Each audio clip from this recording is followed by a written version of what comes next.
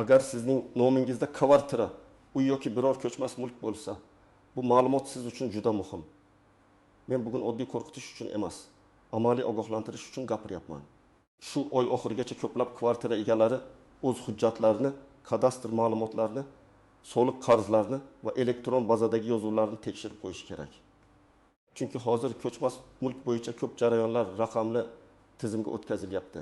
Eski qog'oz hujjatdagi xato, bazadagi noto'g'ri ma'lumot yoki o'z vaqtida rasmiylashtirilmagan o'zgarish keyin juda katta muammoga aylanishi mumkin. Men buni shartli ravishda raqamli konfiskatsiya deb atayapman. Bu degani ertaga hammaning kvartirasi olib qo'yiladi degani emas. Lekin mulkingiz raqamli bazada noto'g'ri ko'rinsa, qarzdorlik chiqsa, sud yoki ijro hujjati tizimga tushsa, siz kvartirani sotolmay qolishingiz, merosni rasmiylashtira olmasligingiz, ipoteka yoki garov masalasida to'siqqa uchrashingiz, hatto ayrim holatlarda mulkka taqiq qo'yilishi mumkin.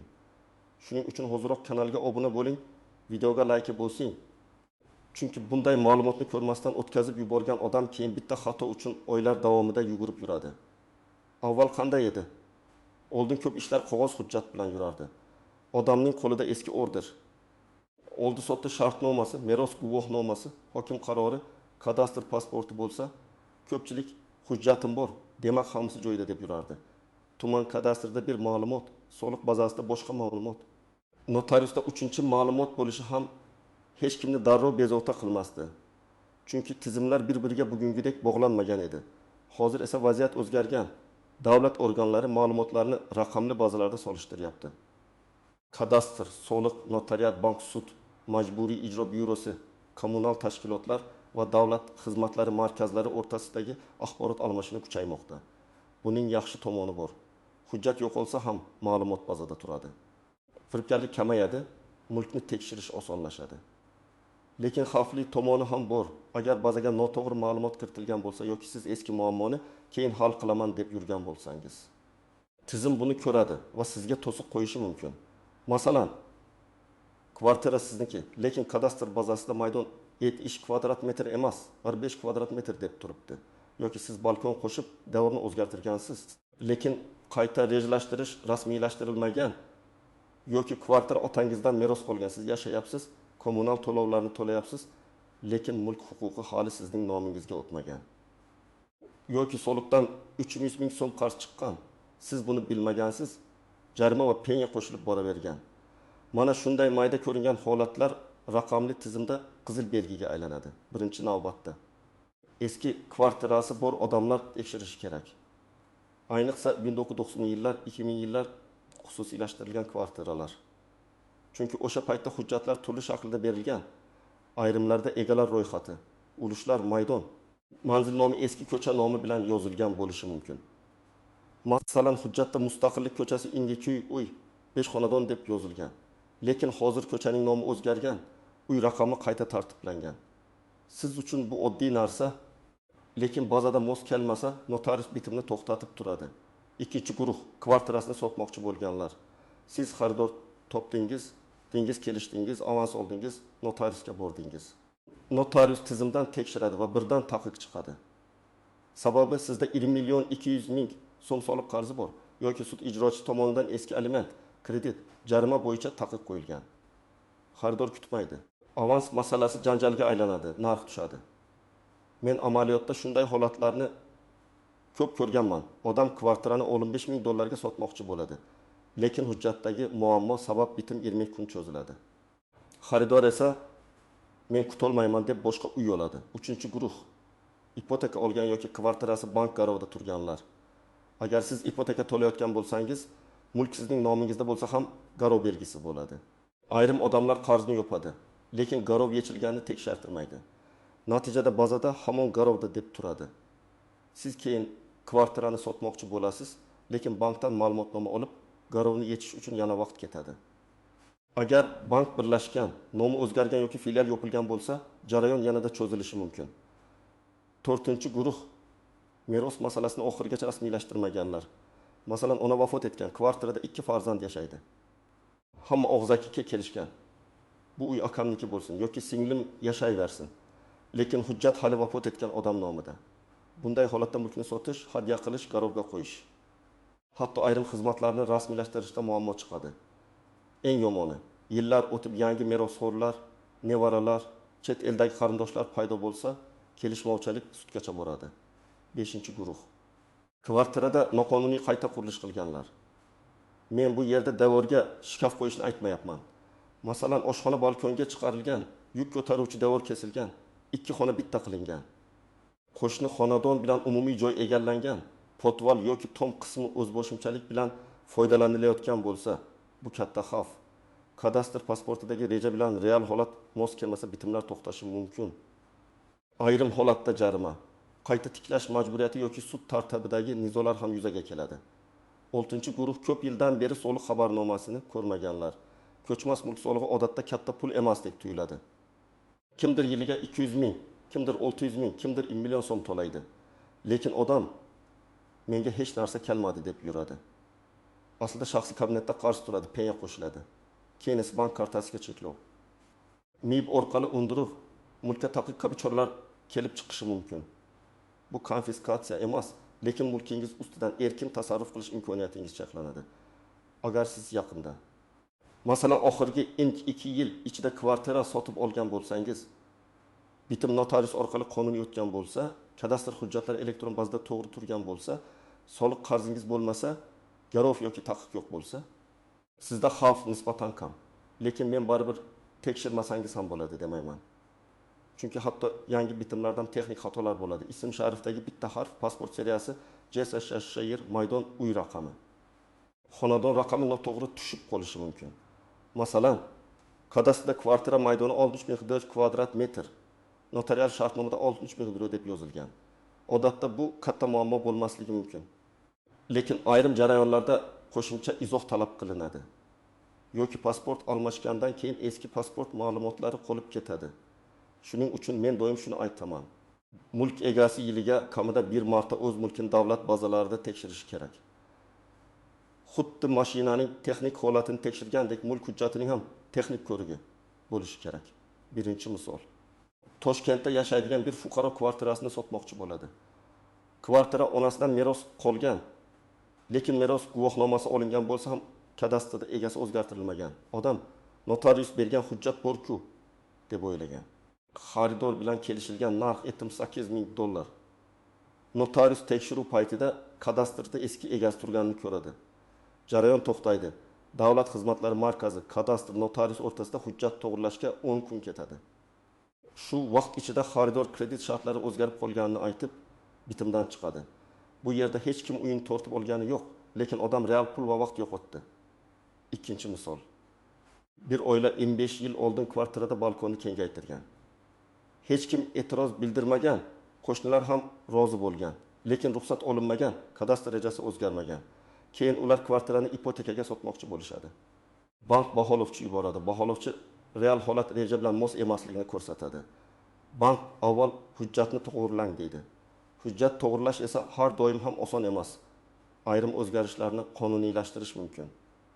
Ayrimlarini esa oldingi holatga qaytarish talab qilinadi. Natijada oila kamida bir necha million so'm xarajat qiladi. 3-misol. Viloyatda bir fuqaroning kvartirasida soliq qarzi 70 ming so'm bo'lgan. U bu summani bilmagan. Penya bilan qarz oshib borgan. Keyin unga nisbatan ijro ishi ochilgan, bank kartasidan yechib olish boshlanadi. Fuqaro norozilik qiladi. Menga hech kim aytmadi, lekin tizimda qarz ko'rinib turgan. Xabarnoma shaxsiy kabinetga yuborilgan bo'lishi mumkin. Shuning uchun bugungi kunda men bilmadim degan gap har doim ham himoya bo'la olmaydi. 4-misol. Kvartira er-xotin nomiga olingan. Lekin hujjatda faqat erning nomi ko'rsatilgan. Keyin ajrim bo'ladi. Ayol o'z ulushini talab qiladi, erkak esa hujjat meniki deydi. Agar mulk nikoh davrida olingan bo'lsa, hujjatda bitta odam yozilgani ikkinchi tomon huquqini avtomatik yo'q qilmaydi. Bunday holatda sud taqiq, ulush ajratish masalalari paydo bo'ladi. Shuning uchun oilaviy holat nikoh shartnomasi, rozilik xati ulushlar masalasini oldindan tushunib olish kerak. Endi juda muhim nuqtani tushuntiraman. Hamma qarz yoki xato darhol kvartirani olib qo'yishga olib kelmaydi. Qonunchilikda mulkka taqiq qo'yish, undiruv qaratish, majburiy sotuv kabi jarayonlar odatda ma'lum tartib asosida bo'ladi. Qarzdorlik, talabnoma, sud qarori yoki ijro hujjati, baholash, xabardor qilish va boshqa bosqichlar. Lekin oddiy odam uchun muammo shundaki, bu jarayonlarning bir qismi raqamli tizimda tez yuradi. Siz kecha beparvo bo'lgan narsangiz bugun bitimni bloklab qo'yishi mumkin. Birinchi nozik jihat: ro'yxatdan o'tgan yashovchilar va mulkdor bir xil narsa emas. Kvartirada propiskada turgan odam avtomatik mulkdor bo'lib qolmaydi. Lekin ayrim holatlarda ro'yxatda turgan voyaga yetmaganlar, sobiq oila a'zolari, sud qarori bilan yashash huquqi saqlangan shaxslar bitimga ta'sir qilishi mumkin. Shuning uchun kvartirani sotishdan oldin faqat kadastrni emas, ro'yxatda kimlar turganini ham tekshirish kerak. Ikkinchi nozik jihat: kommunal qarz bilan mulk huquqi aralashib ketadi. Elektr, gaz, suv, issiqlik qarzi har doim ham kvartirani sotishga to'g'ridan-to'g'ri taqiq qo'ymaydi. Lekin amalda xaridor bunday qarz bilan uy olishni xohlamaydi. Bundan tashqari, ayrim xizmatlarda qarzdorlik yangi ega noqulaylik tug'diradi. Masalan, hisoblagich raqami eski abonent nomida, qarz eski egadan qolgan. Lekin xizmatni ulashda yangi egadan ma'lumotnoma so'raladi. Shuning uchun sotishdan oldin kommunal hisoblarni nolga tushirish yoki qarz kimga tegishli ekan hujjat bilan ajratish kerak. Uchinchi nozik jihat: ishonchnoma bilan olingan yoki sotilgan kvartiralar. Agar bitim ishonchnoma orqali qilingan bo'lsa, ishonchnoma haqiqiy bo'lganmi, bekor qilinmaganmi, vakolat yetarli mulkdor tirik bo'lganmi, bular juda muhim. Hozir elektron notariat tizimi bunday narsalarni yaxshiroq tekshiradi. Lekin eski bitimlarda nizolar uchrashi mumkin. Ayniqsa keksa qarindosh nomidagi kvartirani boshqa birov ishonchnoma bilan sotgan bo'lsa, keyin merosxo'rlar da'vo qilishi ehtimoli bor. To'rtinchi nozik jihat: ulushli mulk. Kvartira 3 kishiga tegishli bo'lishi mumkin. Masalan, ona Ingiliyadagi ulush, 2 farzand Ingiliyadadan. Bitta odam o'z ulushini sotmoqchi bo'lsa, qolgan ulushdorlarga imtiyozli sotib olish huquqi berilishi mumkin. Buni buzib bitim qilinsa, keyin sud orqali nizolashish ehtimoli bor. Shuning uchun ulushli mulkda mening xonam xohlaganimni qilaman degan yondashuv xavfli. 5-chi nozik jihat: yangi qurilgan uylar. Quruvchidan kvartira olgan odam menda shartnoma bor deb xotirjam yuradi. Lekin uy foydalanishga topshirilmagan, kadastr chiqmagan, mulk huquqi davlat ro'yxatdan o'tmagan bo'lsa, sizda hali to'liq mulk huquqi rasmiylashmagan bo'lishi mumkin. Quruvchi kechiksa, bank bilan nizoga kirsa, yer hujjatlarida muammo bo'lsa, xaridorlar yillar davomida kutib qoladi. Shuning uchun yangi uydan kvartira olayotganda quruvchining hujjatlari, yerga bo'lgan huquqi, loyiha, ruxsatnomalar va kadastr jarayonlarini albatta tekshirish kerak. 6-chi nozik jihat: mening hujjatim eski, lekin haqiqiy degan fikr. Eski hujjat haqiqiy bo'lishi mumkin. Lekin eski hujjatdagi ma'lumot raqamli bazaga to'g'ri ko'chmagan bo'lsa, amalda siz baribir muammoga duch kelasiz. Qog'oz hujjat bilan bazadagi yozuv bir-birini tasdiqlashi kerak. Bugungi sharoitda faqat papkada turgan hujjatga ishonib bo'lmaydi. Birinchi qadam mulkingiz kadastrda qanday ko'rinayotganini tekshiring. Buning uchun davlat xizmatlari markaziga borishingiz mumkin yoki My.Tongov.uz orqali elektron xizmatlardan foydalanishingiz mumkin. Agar elektron raqamli imzoingiz bo'lsa, ko'p ma'lumotni uydan chiqmasdan tekshirsa bo'ladi. Sizga kerak bo'ladigan asosiy ma'lumotlar: pasport yoki ID karta, JSHR, mulk manzili kadastr raqami, eski kadastr, pasport yoki guvohnoma. Ikkinchi qadam: mulkdor kim deb turganini tekshiring. Ism sharif, tug'ilgan sana. Pasport ma'lumotlari: JSHR to'g'rimi? Agar kvartira er-xotin, ota-ona, farzandlar yoki bir nechta merosxo'rga tegishli bo'lsa, ulushlar qanday yozilgan? Agar xatolik topsangiz, mayli keyin demang. Davlat xizmatlari markaziga ariza bering va tuzatish uchun asos hujjatlarni taqdim eting. 3-qadam: maydon va reja mosligini tekshiring. Kadastr pasportidagi umumiy maydon, yashash maydoni, xonalar soni, balkon, yordamchi xonalar real holatga to'g'ri keladimi? Agar siz devor buzgan, xona qo'shgan, balkon yopgan bo'lsangiz, mutaxassis bilan maslahat qiling. Har bir o'zgarishni qonuniylashtirib bo'lmaydi. Ayniqsa yuk ko'taruvchi devorlar. Umumiy foydalanish joylari, shamollatish yo'llari va kommunal tarmoqlarga tegishli o'zgarishlar juda ehtiyotkorlik talab qiladi. 4-qadam: soliq qarzini tekshiring. Soliq qo'mitasining shaxsiy kabineti Maykokov. Uz yoki bank ilovalari orqali mol-mulk solig'i va yer solig'i bo'yicha qarzdorlikni ko'ring.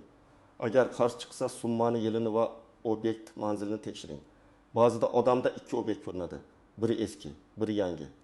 Yoki sotilgan kvartira hali ham uning nomida soliq bazasida turadi.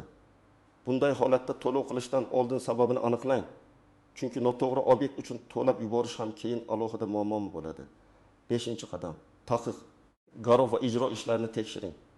Agar sizda bank krediti, sud qarori, aliment, jarima, biznes qarzi yoki kafillik bo'lgan bo'lsa, mulkka taqiq qo'yilmaganini aniqlang. Buni notarius orqali. Davlat xizmatlari orqali yoki tegishli organlardan ma'lumot olib tekshirish mumkin. Agar taqiq bo'lsa, birinchi navbatda taqiq qo'ygan organni aniqlang. Sudmi, MIBmi, bankmi yoki boshqa tashkilotmi?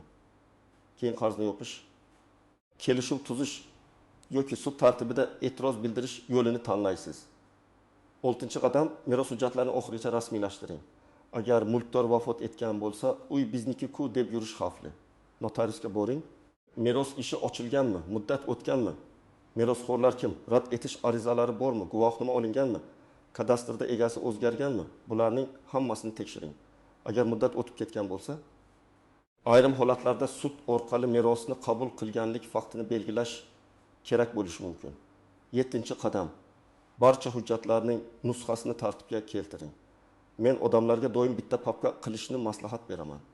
Unda quyidagilar bo'lsin: mulk huquqini tasdiqlovchi hujjat, kadastr pasporti yoki ko'chirma, oldi sotdi yoki adliya shartnomasi, meros guvohnomasi bo'lsa, o'sha hujjat, nikoh yoki ajrim hujjatlari kerak bo'lsa, soliq to'lov kvitantsiyalari, kommunal qarz yo'qligi bo'yicha ma'lumotlar, bank garovi yechilgan bo'lsa, tasdiq hujjati, elektron nusxalarini ham saqlang, lekin faqat telefon galereyasida emas, ishonchli joyda.